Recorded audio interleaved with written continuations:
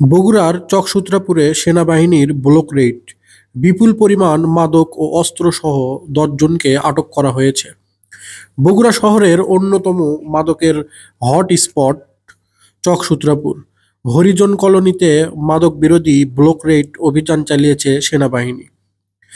গত রাত পৌনে ২টা থেকে বৃহস্পতিবার সকাল ৭টা পর্যন্ত পরিচালিত হয় এই অভিযান।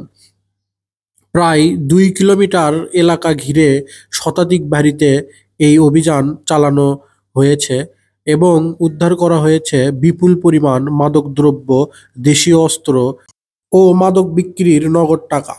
অভিযানে একজন মহিলা মাদক ব্যবসায়ী সহ ১০ জনকে আটক করা হয়েছে।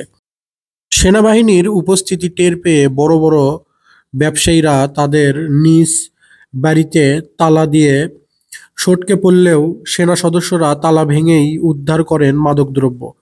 প্রাথমিক গণনা অনুযায়ী অভিযানে ৩,০০০ বোতল বাংলা চোলাই মদ, ১৫০ গ্রাম হেরোইন, ১৫ কেজি গাঁজা, চাপাতি, চাকু, কুড়াল, ধারালো দাসহ ছোট বড় ৩০টি দেশীয় অস্ত্র ও মাদক বিক্রির নগদ টাকা উদ্ধার করা হয়।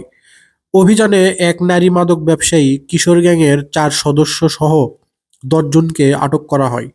পরে উদ্ধার হওয়া মাদকদ্রব্য ও আটককৃতদের বগুড়া সদর থানা পুলিশের কাছে হস্তান্তর করেন সেনাবাহিনীর আভিযানিক দল।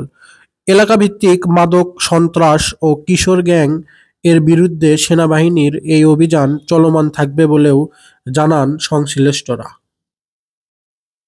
বাংলাদেশ সেনাবাহিনীর বগুড়া সদর ক্যাম্প কমান্ডার ক্যাপ্টেন জানে আলম সাদিপ ও লেফটেন্যান্ট আল ফাহাদ সানির তত্ত্বাবধানে প্রায় অর্ধশতাধিক সেনা সদস্য রাত থেকে সকাল পর্যন্ত কয়েক ধাপে এই অভিযান পরিচালনা করেন।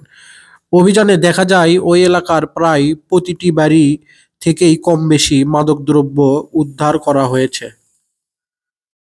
আমি এসআই মোহাম্মদ ফিরোজ মিয়া, বগুড়া সদর থানা। সেনাবাহিনীর অভিযানে, রাতভর অভিযানে বিপুল পরিমাণ চোলাই মদ, গাঁজা, হিরোইন এবং দেশীয় অস্ত্রসহ বেশ কয়েকজনকে গ্রেপ্তার করেন। আমরা মালামাল নিয়ে ক্যাম্পে যাচ্ছি। ক্যাম্পে গিয়ে মালামাল কার্যক্রম করে আমরা আইনগত ব্যবস্থা গ্রহণ করব।